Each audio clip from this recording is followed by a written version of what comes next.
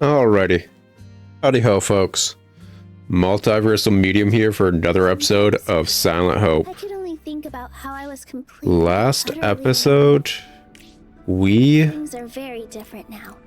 just started exploring the third biome while also learning about Can conquer the kitchen, can conquer the newer skills It may sound like hyperbole. slash classes that we unlocked. Good luck. This episode, I'm gonna have to learn how to talk and think while she's constantly talking. Like, once more, I love the fact that she's the only character that can talk besides the king, as far as we're aware. And it's legit lore-wise why it's like that. Like, I'm not against the setting. She just talks a lot. Alrighty. I've always loved the snow. When I was a child, I'd play outside all day with the other children. And people would ask me, "Are you sure you aren't actually a snow fairy?" And we'd all have a good laugh. Out of curiosity, do you also enjoy winter? Oh, I'm sorry. Someday, when you have the words, I'd love to hear about your favorite season. Okay, I think that's the first time it's actually been talked about. I wasn't expecting, like, what I was saying as I went into the abyss to actually be brought up. Yeah, I mentioned in an earlier episode, our characters can't talk. It was brought up briefly during the opening cutscene, but no character except... Okay, that's not too bad. Okay, that's not too bad either. Her skills are just solid. 100%. We good. Yeah, that pulls in enemies too. What was her buff again? Like, what's that do? Focus temporarily increases attack power. I think Howl might be just better. But, not gonna lie, Pinwheel and Whirlpool are just nice. Oh, it increases attack power for like 15 seconds. Oh, that's not bad. Oh, you could just increase the duration probably up to the full cooldown. You could keep this up going the entire time too. That's not bad. That's really not bad. Oh, and she's... Yeah, this is... Oh gosh, she's actually... This is good. Oh, we got like a freaking waifu thing happening? Okay. Yeah, sure, why not?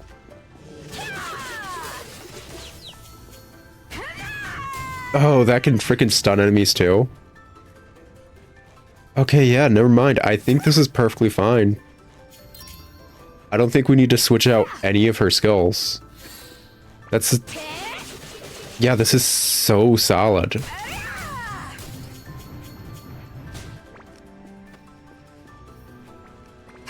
Like, it doesn't have the get out of jail free card kind of thing.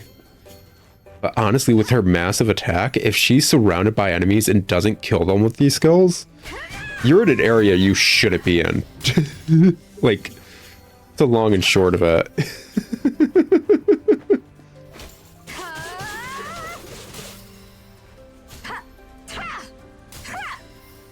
Oh. This is actually a bit interesting, all things considered, because... So, this is the first map I'm fully noticing it on, but this is just a recolor of the first zone's maps, with a snowy biome. With a recolor of all the enemies from the first maps.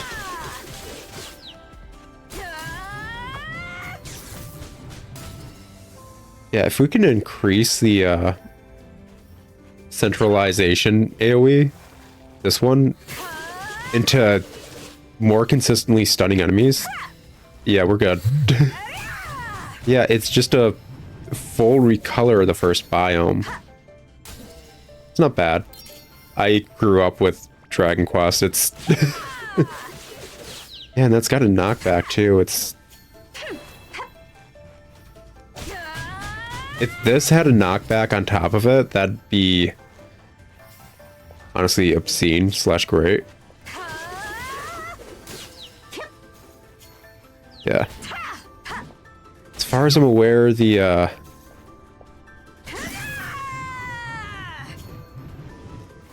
stun from the centralized one. Maybe it's based if I hit him so many times, or if it's just based if I hit him with the last attack. Hard to tell. Honestly, like... Okay, so... I'm seeing the fact she's taking a lot of damage. Like, really. This is honestly not okay levels of damage at the end of the day. That is my biggest and honestly only gripe so far. If this was a game on a different system, there'd be an achievo for getting those snowmen, like, to a certain size, man. It really would be. Oh, okay, yeah, what's up, man? Oh, wolf.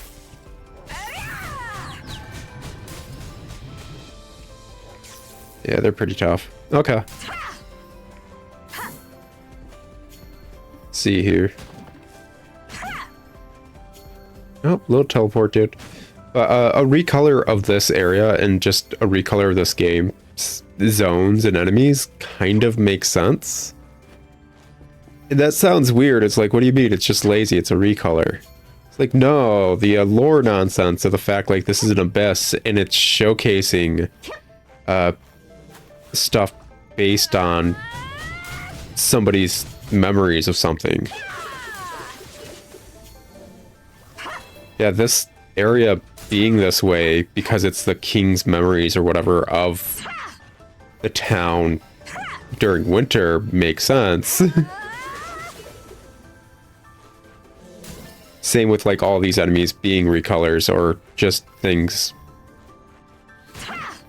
similar to how they are. Like, it's not the best writing for this game. I'm gonna admit that. This game isn't like Dread Delusion levels of writing for my channel. Because Dread Delusion levels of writing are something I'll probably never come across in any game I play after Dread Delusion. I'm gonna have a hole in my heart like I do for Sludge Life after Dread Delusion's done, aren't I? That game just hits so well. Anyways, like, it's not obscenely great levels of writing, but it is solid writing. You've got to frickin' be at least decent at writing to be able to explain, like, yeah, and here's the reason for this game mechanic. When the game mechanic's a recolor, that's decent world building and writing. Like, seriously, it's not hard to justify a recolor beyond the fact, like, it's the same creature, but different biome kind of thing. Yeah, kudos to the dudes who made this game. This is solid. Yeah. Honestly, I love her skills. It's just that she's so squishy. Like, the warrior and the pugilist are kind of fairly similar in their setup. In the fact, like, hey, they're both, like, heavy hitters, but squishy. It's just that the warrior's more AoE driven. And honestly, that just does wonders. I think she's got, like, a better attack, too. Like, I want to say the pugilist's weapon damage is, like, 18 to 19. Which sounds like, oh, whatever, it's just 18 to 19. The warrior's is, like, 43 to 48. It's 18 to 19 with a legendary weapon from the last zone, as soon as we entered. It's honestly not okay how weak the pugilist is, basic attack-wise. It's paired with, like, she needs to be directly in people's faces. She's just not a good character at the end of the day, sadly.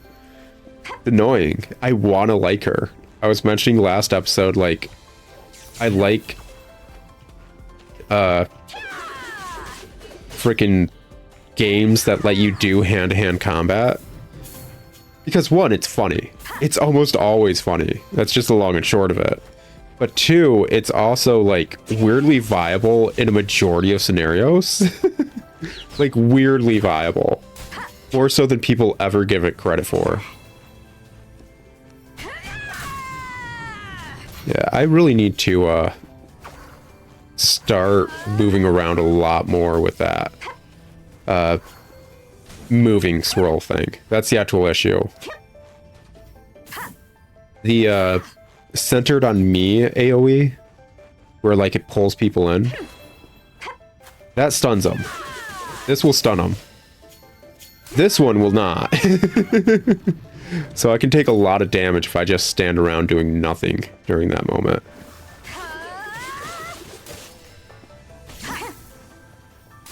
Okay, it doesn't seem like it's based on hitting them with the last attack. Otherwise, she would have been hit by it. So yeah, I need to start, like, circling people around and stuff during that. Okay. Get it, got it, good. Give me a heal, yo. Yeah, it's a weirdly viable playstyle in a lot of games / a lot of settings. Just punching people, and you're like, well, what do you mean it's a viable? Well, like, this dude's got a sword. Like, how are you gonna beat him with your fist? And it's like, nah, like, people with swords know how to grapple, yo. Okay, I think there was a little teleport thing all the way on the opposite end. Oh, this is gonna take a minute. This is gonna take a minute. Oh, well. But, like, if you look at people who actually practice martial weapon combat, sounds like such a freaking mouthful to say that. HEMA is like what it's usually called.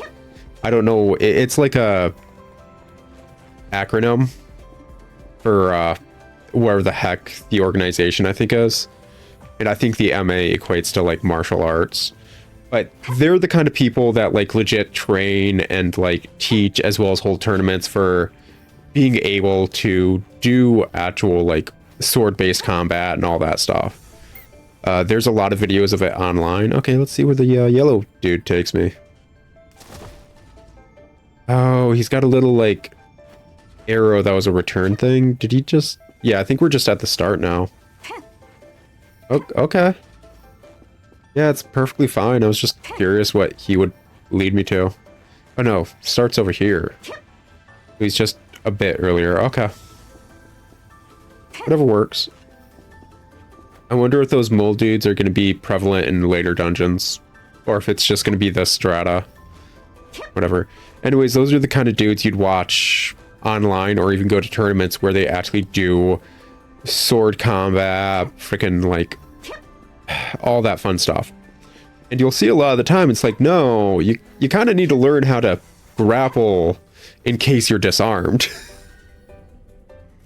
Grappling and just like hand-to-hand is part of almost any martial-based combat thing. Because there's always the chance you might not have the weapon with you and someone's coming at you. So yeah, it's a weirdly super viable combat style. It's just use focus 3 times before reaching next floor. Okay, yeah, cool. It's just not showcased in a lot of series, sadly. Even with that in mind, in the few ones it is showcased, it's usually a lot of fun.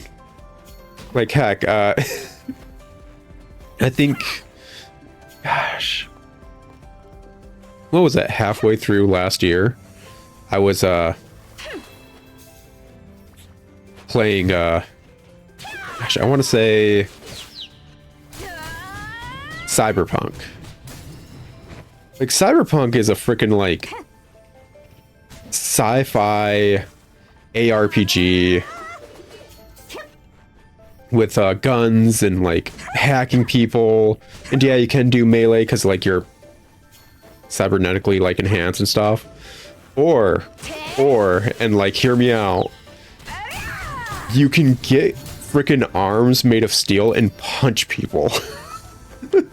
And then you could build around that with like I made it so I could dodge around bullets and do like bullet time stuff. Oh yeah? Cool. Like, what do you do with that? Do you like super handle gunfights and like just go around shooting bullet time stuff? And it's like, nah, man. I do what anyone who would... Okay, nope. I'm doing the crystal, man. I hit that multiple times. Alright, let's swap.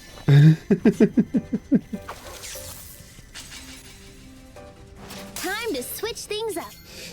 Alrighty, he's got that. Okay, he's got his freaking like WoW shield nonsense and then that. So the WoW shield thing is not homing, but it probably will be. Okay, just gotta.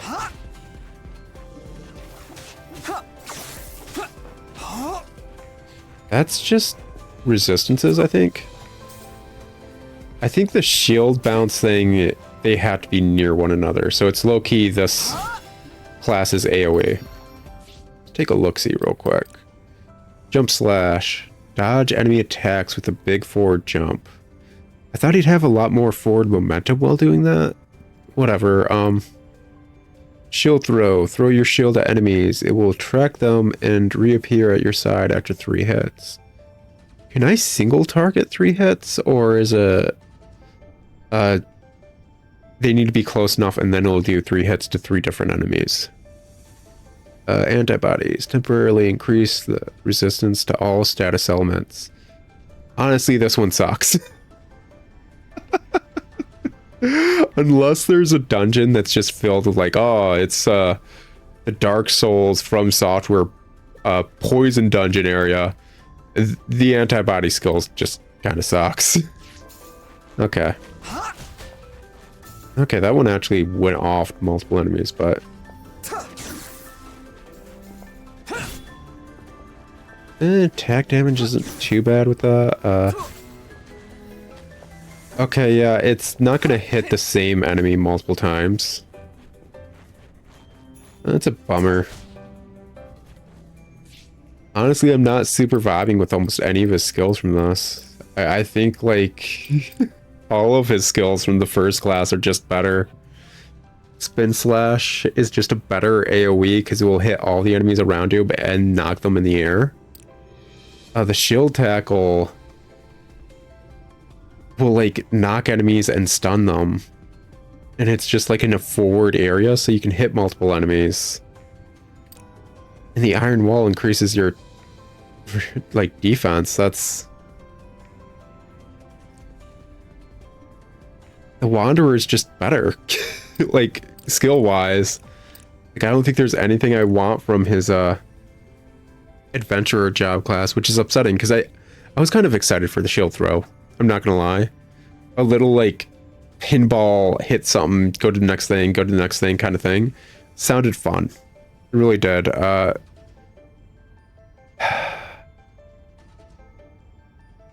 It's just, well, it's got a super short cooldown. I think is part of the thing that's nice about it, but it still doesn't really matter. It really doesn't. Yeah, it honestly just doesn't. Because if you're going to be able to hit any enemy, they need to be within a range of one another. Plus, it's the same issue with almost any skill that you do at range. It doesn't target things really well.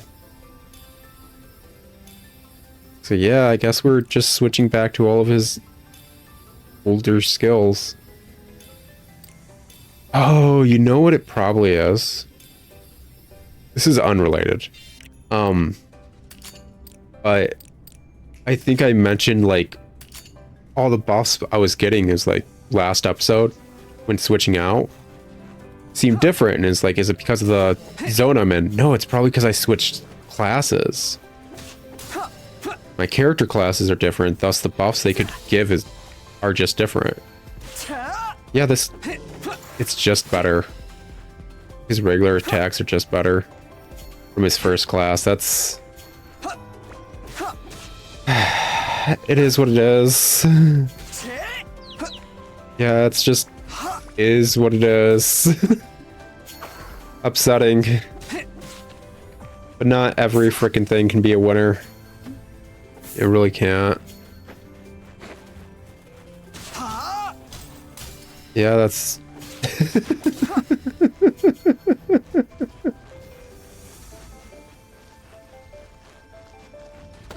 Okay. Yeah, if this was on a different system, there'd be an achievo for, like, making it so large it blew up, basically. Definitely. Actually, is this, like, on Steam? I know a lot of games that feel like they're Switch only or whatever are also on Steam. Like, a lot of devs are starting to realize, oh, maybe we should have our game on multiple consoles. People really like the Steam Deck and, like, PC stuff. Maybe if we're gonna go all in on frickin' digital-only stuff, maybe we should put it on there, maybe?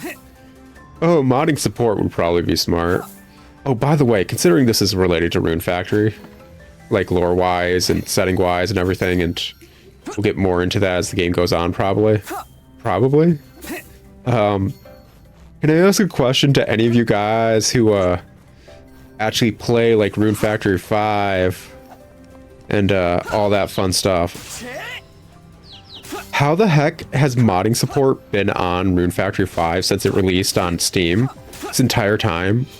And none of you guys have made the MILFs marriageable. Rune Factory 5 has, like...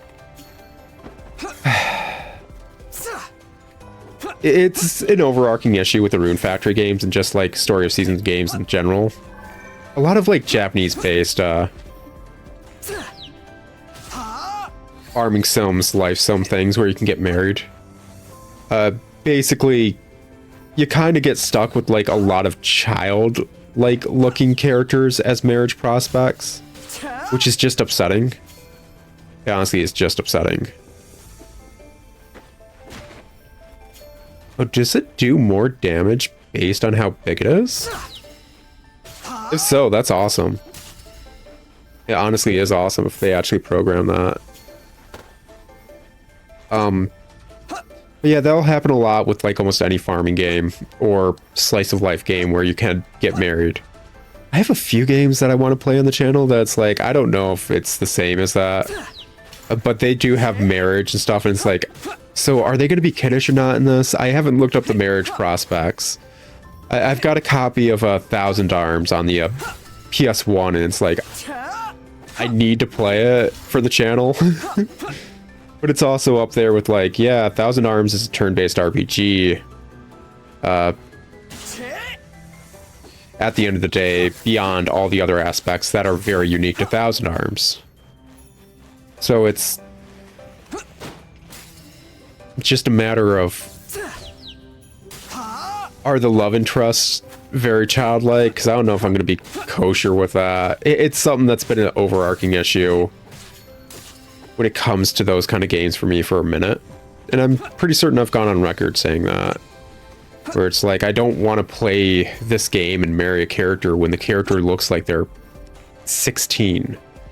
No offense, it's kind of effing gross. Especially as an adult who's, like, in my 30s now. It's kind of effing gross to play a game and be like, yeah, I'm gonna get married to this child. Ugh, yuck. Anyways, so Rune Factory 5. Back onto the topic that we started with. Oh, there's a portal. I don't think we're ready for any portals. No offense, but just kind of not. But there's a lot of, like, MILFs, like older ladies that are perfectly fleshed out as characters. And just fully like, oh, I'd love to date this character kind of thing. Which is nice. Especially considering Rune Factory 5 lets you date, like, an older man, like 2 older men.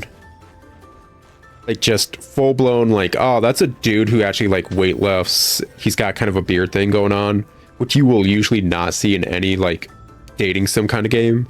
Dating a dude that's very adult and hairy, I guess you could say. It's really nice. Because some people have that as preference. There's nothing wrong with that. Defeat 4 monsters with shield throw before reaching the next floor. Okay, this is... Well, I mean... Okay. Shouldn't be super horrible to do this. Let's just switch out that for it. find it annoying that it's asking me to do it with skills I don't have. But it is what it is. Anyways, the inverse of that, like, besides the super hairy dude you can marry in Rune Factory 4, there's also a very older man who, like, although he looks good, you can tell he's more, like, autumning into a silver fox kind of thing. And by that, I mean, like, he's in his autumn years. And yeah, he's gonna look amazing when he's in his winter years. But he's in his autumn years. So, like, that's another male marriage prospect in Rune Factory 5. Awesome, right? It honestly is. It's honestly awesome. But then you get the female marriage prospects. And, they almost all just look like kids. With the exception of one that looks like a very young adult. Like a very young adult. Like, yeah, she's awesome. But she looks like a person that I honestly wouldn't date because they're still too young for me. Even though they're full adult level. But it also introduced, I want to say, 3 older women that are like, oh, these are obviously full-blown adults that I'd probably be all for dating. Yeah, swap on over. And it's annoying because, one, they're not freaking marriage prospects. Okay, we got what? Okay, got that. Got that. Okay, so that's the, that is going to take a minute to get used to. But, yeah, not bad skill-wise. Yeah, figuring out the range and distance on that is going to take a minute. Like, they got... Okay. Yeah, this isn't inherently bad. I think the only issue with all of these skills is I think they all have a bit of a wind-up. And I'm going to be perfectly honest, I'm not super vibing with the, Yeah.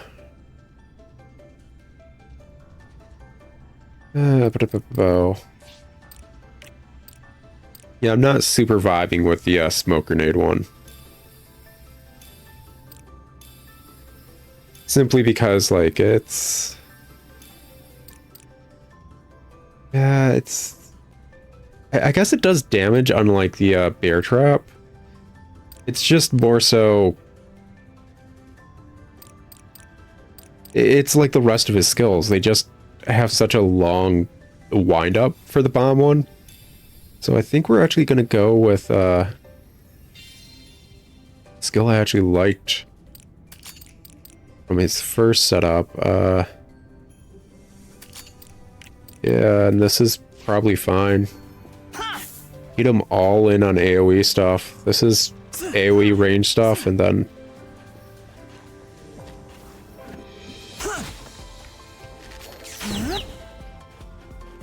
that can stun enemies. Okay. Yeah, this is perfectly fine as a skill setup. Like, both single target and ranged it, or AoE, it's perfectly fine. I'm not a big fan of the archer dude, but that's basically all ranged combat I'm not super vibing with. Things like the fact, like, my attacks don't reach the edge of the screen when I feel like they should. And the aiming are actually my issues with the ranged combat classes. It's not that their skill lines are bad. In fact, the ranged combat classes have some of the better skill lines. They really do. If we're going through all characters, I'm not going to be able to switch around until we get to a crystal to look at all the characters and actually give my thoughts, but like, combat skill wise, they're all actually super solid. Both the mage and the archer. It's more so just targeting and all that nonsense, which is more of an issue with the inherent game system and how it's designed. Which once more, like, sometimes it works, a lot of the time I guess it doesn't. I swear, like, when I was like leveling, I could almost auto target towards harvestable stuff, especially if they're up at an angle. My character would shoot up at an angle to try and hit them. Like, if there was one right here, my character down here would shoot upwards to try and hit it. Which I feel like isn't true for... Oh, come on. Well, at least we know how actually horrible that stuff is. Yeah. Honestly, like... the fact a lot of his skills can stun and stuff, that's awesome. This is good stuff. Yeah, that can stun enemies too. Like, both of his bomb things can stun. Compare that with how quick he is to move around. Like, his dodge, I think, is obscenely short cooldown-wise. That's... yeah, that's a 1-2 right there. That's awesome. That's some good stuff. There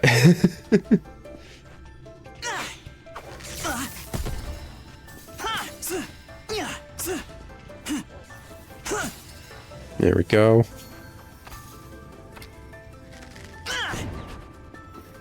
Yeah, all this stuff nonsense. But yeah, his obscene mobility paired with the fact like he can stun a lot of enemies. Yeah, that's... I am gonna say the damage of his bombs is a bit lackluster compared to what I want it to be, but it's a massive AoE with a lot of the shots. It's understandable.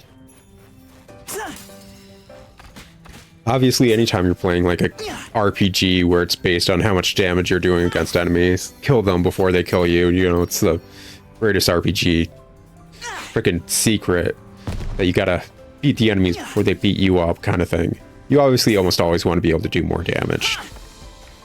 Freaking makes fights shorter or whatever, but like the fact that they all have a stun, it's such a solid thing. It just works out. 100%.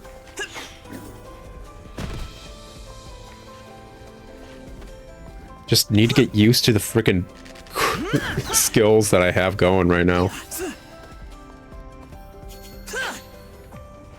Yep, and figuring out the range on stuff like that. Okay. Oh, what was I talking about earlier? Oh, that dude's not an enemy. He's not an enemy, okay. I like that he hides if he gets hit. That's actually cute. Yeah, I got a little return mole, okay. Anybot, where were we going? I think we're actually gonna have to head left. Possibly, I can't remember where the freaking locked door was at, to be honest. Probably here? Yeah, okay.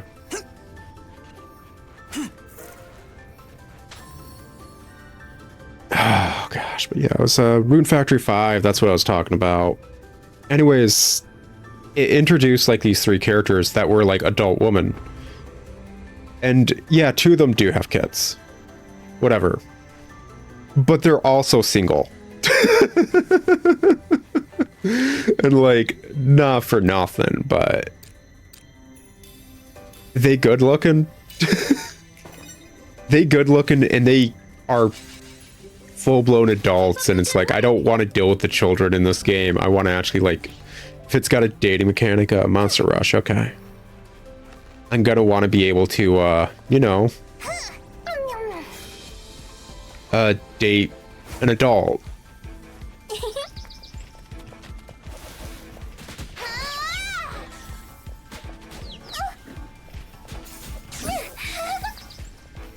Yeah, she's not the best at, like, damage-wise. Like, I should say something. I mentioned that freaking Pugilist Girl has, like, what is it, like 19 to 20 damage.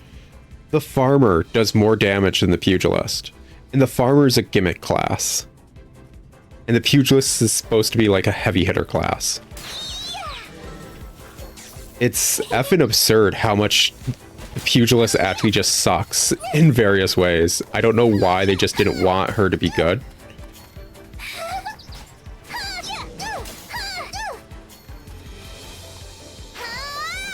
Yeah. There we go. Like, yeah, I understand that I'm not doing good time-wise damage, but like I said, the Farmer's a gimmick class.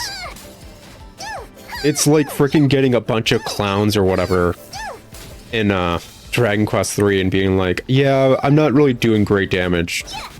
Like, why'd you pick clowns then if you wanted good damage?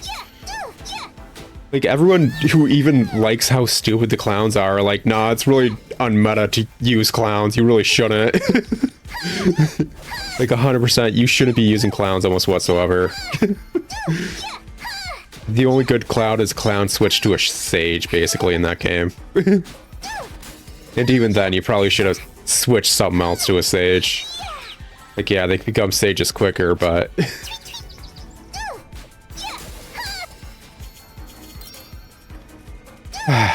When I pick up Dragon Quest 3 HD, maybe I should do like a full clown run. I've never beaten a copy of Dragon Quest 3. Never played it, actually. I got like my brother that I mentioned in Dragon Quest Treasures, the weeaboo. Obviously, he loved Dragon Quest as well, and it's where I got my love for Dragon Quest. I think I touched on that briefly, but didn't actually say that outright. He had Dragon Quest 1 and 2 and Dragon Quest 3 on the Game Boy Color. Good ports, honestly. Super solid ports. But I never got a chance to play 3. I do have the strategy guide for it, though. For the Game Boy Color version. And I think it would be kind of funny to pop that out for the HD 2D remake and see how much I can actually use it. I think that would be a really fun, like, thing to do on the channel. Like, here's this old strategy guide for a game that just got remade. You did an excellent. Let's see how viable it is anymore to use. Oh. Oh, well. You did it! I still never finished the stupid Rune Factor thing. Let's do that and then call it an episode.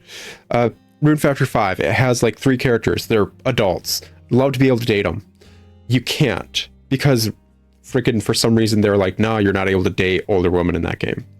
I'm assuming it's because of Japan's Christmas cake culture nonsense, which I will go more into next episode. It's an effed up mindset.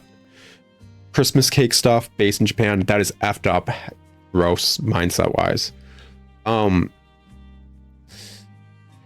But what's interesting about those like characters, the older woman that you can't date, is I think 1 or 2 of them have data in the game of them being marriage prospects that they just didn't implement or fully finish. Which makes me ask the question again, which I asked earlier in this episode. The game's been on Steam for a minute and it has modding capabilities. Why has nobody modded these characters to be love interest yet on Steam? I would pick up that game immediately and replay it. Because I beat it already. I would replay it just for like that nonsense, man. Anyway, it's been an episode. I'll talk to you all later. Another episode of Silent Hope, but until then, ciao.